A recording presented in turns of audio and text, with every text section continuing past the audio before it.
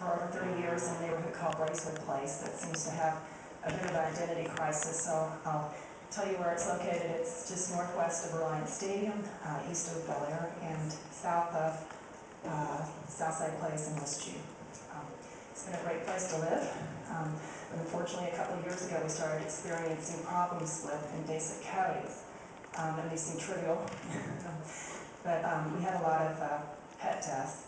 And we started noticing that people were encountering the coyotes, and we did a little research and started to learn more about coyotes than I ever wanted to know. And that is that they become increasingly aggressive over time. Houston used to have a mechanism in place to control invasive coyotes, and it was removed, we think, around 5 years ago when federal funding was cut. Another city like Austin has stepped up to the plate and helped to pay for a full-time, they call it a wildlife predator specialist. They actually have 2 in place now.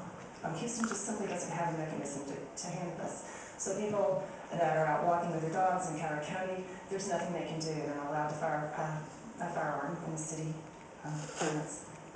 So I apologize for my nervousness. So over a period of 2 years, we did a lot of research, and we raised donations within our neighborhood to pay for Texas Wildlife Services, which are those are the experts, to come and remove the coyotes that we had a problem with. There were 3 that were captured within 3 days.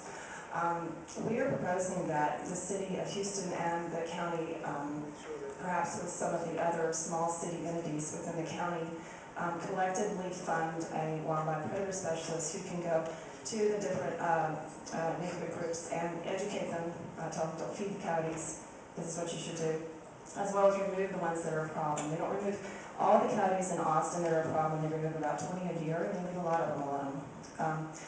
The handout that you may have, I hope, has a picture of one of our neighborhood coyotes. There's no one with us, thanks to Texas Wildlife Services.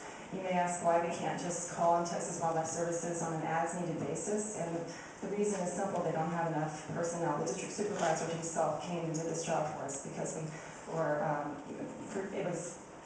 we perceived imminent danger, and he told us, yes, someone's going to get attacked. So with that, I leave you with a handout with more information about coyotes, probably more than you want to know, and plead with you to begin a process of cooperating with the county and perhaps some other city entities to put some kind of a mechanism in place. BARC doesn't have the capabilities, and they're knee-deep in cats and dogs right now.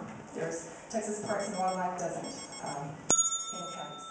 Thank you, ma'am.